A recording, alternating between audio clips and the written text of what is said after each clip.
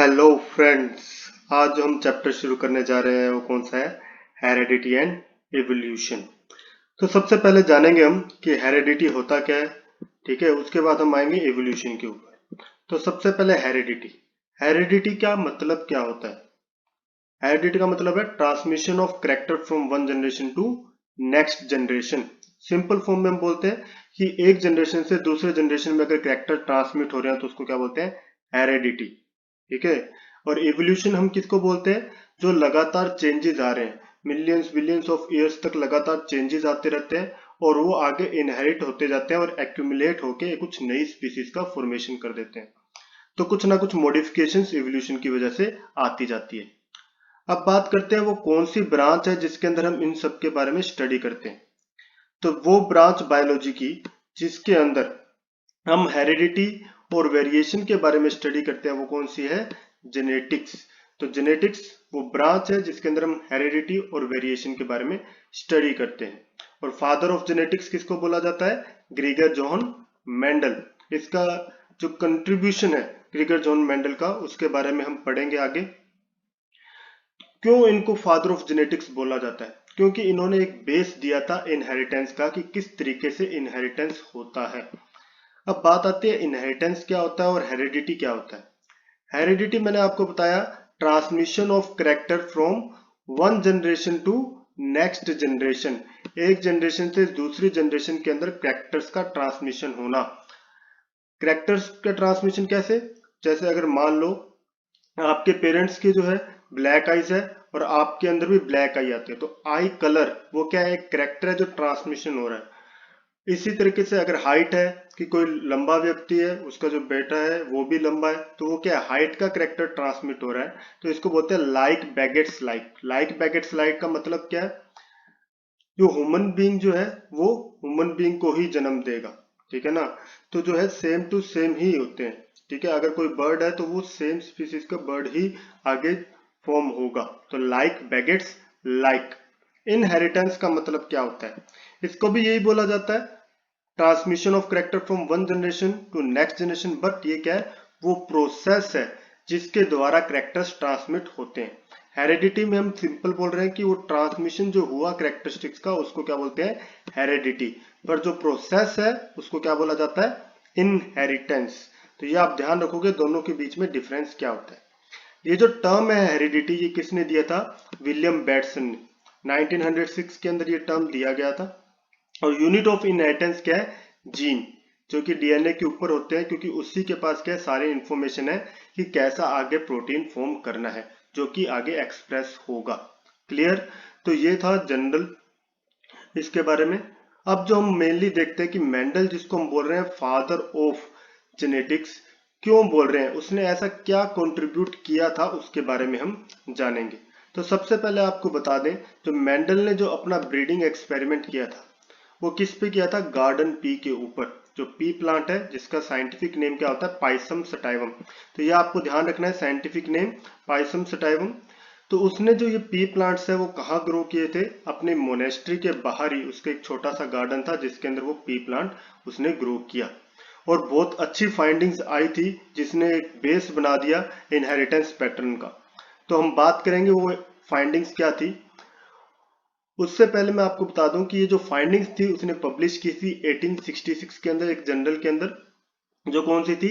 Annual proceedings of natural history society of Brunn. तो उसके अंदर उसने क्या किया था? इसको पब्लिश किया था। पर इसका जो वर्क था 34 ईयर तक हिडन रहा, अनरिकॉग्नाइज्ड रहा, इसको रिकॉग्निशन नहीं मिली। अब बात आती है उसको रिकॉग्निशन क्यों नहीं मिली, उसका भी मैं आपको एक्सप्लेनेशन दूंगा। पर उससे पहले इसको रिकॉग्नाइज किया किसने उसके बारे में जानते हैं। तो मेंडल के मरने के 16 साल बाद 1900 के अंदर मेंडल के वर्क को रीडिस्कवर किया गया। मेंडल का जो वर्क रीडिस्कवर किया गया वो 3 साइंटिस्ट ने किया था, हुगो डीवरीज, कार्ल कोरन्स, इनरिच वॉन टेशरमैन। तो ये 3 साइंटिस्ट थे जिन्होंने इंडिपेंडेंटली अलग अलग काम किया और मेंडल के जो वर्क है उसको रिकॉग्नाइज किया और उसकी फाइंडिंग्स जो भी आई थी उसको उन्होंने बताया कि मेंडल ने ऐसा डिस्कवर किया था। और 1901 के अंदर, कब? 1901 के अंदर उसको रीपब्लिश किया गया ताकि बाकियों को भी इसके बारे में पता लग सके। और यहाँ से ही क्या हुआ था, जेनेटिक्स का शुरुआत हो गई थी। ठीक है, तो अब जो है बात करते हैं कि मेंडल का जो वर्क था इतने सालों तक हिडन क्यों रहा, क्यों लोग उसको जान नहीं पाए या फिर इससे दूर रह गए। तो उसके जो मेन कारण थे, सबसे पहले जो जर्नल जिसके अंदर उन्होंने पब्लिश किया था मेंडल ने, वो एक लोकल जर्नल थी जिसका लिमिटेड सर्कुलेशन था, और लोकल लैंग्वेज में होने की वजह से उस जर्नल को ज्यादा लोगों ने पढ़ा नहीं, तो जिसकी वजह से वो क्या हुआ, लिमिटेड लोगों तक ही पहुंच पाई। दूसरा, उसका जो वर्क था अपने टाइम से अहेड था, मतलब उस टाइम के लोगों के लिए बहुत मुश्किल था मैथमेटिकल अप्रोच को बायोलॉजी में यूज करना, क्योंकि वो फर्स्ट ऐसे साइंटिस्ट माने जाते हैं जिन्होंने बायोलॉजी के अंदर मैथमेटिक्स और स्टैटिस्टिक्स को यूज किया। तो वो अपने टाइम के से अहेड वर्क करके गए थे। और उसके अलावा जो मेन जो इन्फ्लुएंस था उस टाइम पे वो डार्विन का था। तो डार्विन की थ्योरी ऑफ इवोल्यूशन भी उसी टाइम पे आई थी, तो जहां तक साइंटिस्ट का ध्यान उनकी तरफ था, बायोलॉजिस्ट का ध्यान उनकी तरफ था, तो मेंडल के वर्क की तरफ किसी का ध्यान ही नहीं गया। इसके अलावा भी एक बोला जाता है कि मेंडल जो था खुद भी श्योर नहीं था अपने वर्क को लेके, क्योंकि उसने जब ट्राई किया था दूसरे प्लांट्स के ऊपर सेम एक्सपेरिमेंट को, तो उसको सेम रिजल्ट्स नहीं मिले थे। तो वो श्योर नहीं था कि क्या ये एप्लीकेबल है सभी पे या नहीं है। पर मेंडल ने ये जो वर्क किया था ये बहुत ही अच्छा वर्क था, और उसने एक बेस बना दिया था इनहेरिटेंस पैटर्न का। तो ये कुछ कारण थे जिसकी वजह से मेंडल का जो वर्क था वो हिडन रहा, पर एट द लास्ट 1900 में उसको रीडिस्कवर किया गया, पब्लिश किया गया, और आज आप देखते हो पूरी पूरी जेनेटिक्स उसी के ऊपर डिपेंड करती है। अब हम बात करते हैं कि मेंडल ने जो अपने एक्सपेरिमेंट के लिए पी प्लांट चूज किया था, क्यों किया था, पी ही प्लांट क्यों चूज किया, क्योंकि इतने सारे प्लांट्स हैं, कोई भी चूज कर लेता, पी प्लांट ही क्यों। तो उसका जो मेन कारण है वो क्या है, तो ये मैंने यहाँ पे कुछ पॉइंट्स मेंशन किए हैं, आपको इसी सीक्वेंस में देना है, क्योंकि एग्जाम के अंदर अगर पूछा जाएगा कि पी प्लांट को ही क्यों चूज किया गया। सबसे पहले बोल रहे हैं कॉन्ट्रास्टिंग ट्रेट। कॉन्ट्रास्टिंग ट्रेट के अंदर अगर बात करें, ट्रेट का मतलब क्या होता है, जैसे मान लो कोई भी करेक्टर है, अगर मैं बात कर रहा हूँ हाइट का करेक्टर है, जैसे यहाँ पे मेंशन किया हुआ है स्टेम हाइट, ये एक करेक्टर है। ये स्टेम हाइट की क्या है, दो फॉर्म्स हो सकती है, या तो ये टाल होगा या फिर ये ड्वार्फ होगा। तो ये जो दो फॉर्म्स है एक करेक्टर की, इसी को क्या बोलते हैं, ट्रेट। ठीक है, तो यहाँ पे मेंडल ने क्या कहते हैं 7 ऐसे करेक्टर्स चूज किए थे जिसके ऊपर उसने एक्सपेरिमेंट किया, चेक किया कि उनका इनहेरिटेंस कैसे हो रहा है, और इसके अंदर 14 ट्रेड्स हो गए। तो 7 करेक्टर्स है तो कितने ट्रेड्स हो गए टोटल, 14 ट्रेड्स। कॉन्ट्रास्टिंग ट्रेड्स का यहाँ मतलब क्या है कि जो इजीली रिकॉग्नाइजेबल है, आइडेंटिफाइएबल है, जिनके अंदर इंटरमीडिएट कंडीशन नहीं होती, तो अलग अलग ट्रेड्स इजीली विजिबल होते हैं। जैसे यहाँ पे मैं स्टेम की हाइट कह रहा हूँ कि एक टोल है दूसरा ड्वार्फ है, इनके बीच में कोई इंटरमीडिएट कंडीशन नहीं है, कोई मिक्स्ड सा कुछ नहीं आ रहा, या तो एक प्लांट टोल है या फिर दूसरा ड्वार्फ है। क्लियर। इसी तरह अगर पोर्ट कलर की अगर बात कर रहे हैं, एक पोर्ट जो है ग्रीन कलर का है, दूसरा येलो कलर का है, कोई इंटरमीडिएट कंडीशन नहीं है, तो इस वजह से क्या इजीली रिकॉग्नाइजेबल है। तो यहाँ पे आप कोई भी इस तरह के करेक्टर, ये जो है 7 ऐसे करेक्टर्स उसने मेंडल ने चूज किए थे जो 4 क्रोमोसोम्स के ऊपर प्रेजेंट थे। इसी तरह अगर देखोगे आप फ्लावर कलर, तो वॉयलेट और व्हाइट दो ही तरह के फ्लावर बन रहे हैं, और दोनों प्योर है। देखो ये प्योर वॉयलेट है, प्योर व्हाइट है, पिंक वगैरह ऐसी कोई कंडीशंस बीच की फॉर्म नहीं हो रही। तो ये क्या है, कॉन्ट्रास्टिंग ट्रेट।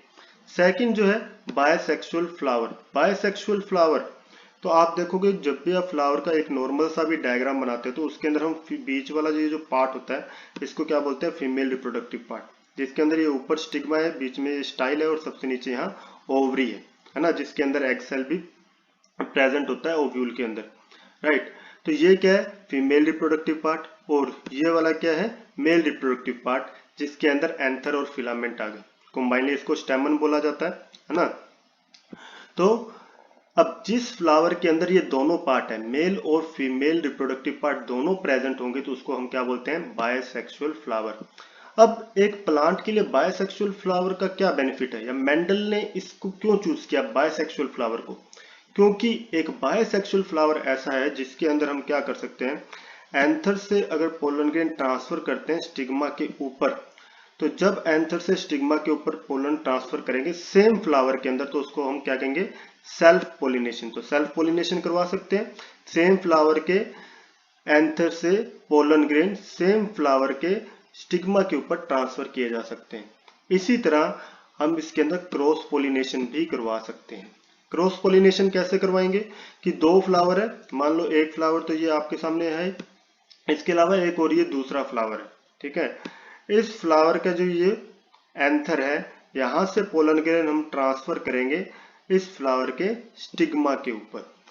तो अब क्या है, हमने कोई और फ्लावर के एंथर से पोलन ग्रेन्स लेके इस फ्लावर के स्टिग्मा के ऊपर डालें, तो इसको क्या बोलेंगे, क्रॉस पोलिनेशन। अब ये क्रॉस पोलिनेशन के अंदर हमें क्या करना होगा, इमैस्कुलेशन। इमैस्कुलेशन क्या होता है, इसके अंदर एंथर को मैच्योर होने से पहले ही क्या कर देते हैं, रिमूव कर देते हैं। तो जब इनको हम रिमूव कर देंगे मैच्योर होने से पहले ही, तो उस केस के अंदर हम क्या करेंगे, तो ये जो पोलन ग्रेन है सेल्फ फ्लावर के इसके ऊपर ट्रांसफर ना होके हम दूसरे फ्लावर के जो हम चाहते हैं उसको इसके ऊपर डाल सकते हैं, जिसको हम क्या बोलते हैं, आर्टिफिशियल क्रॉस पोलिनेशन। और उसके बाद इसके ऊपर एक बैग लाइक स्ट्रक्चर इस तरीके से लगा दी जाएगी ताकि कोई और प्लांट का पोलन ग्रेन इसके ऊपर लैंड ना करे।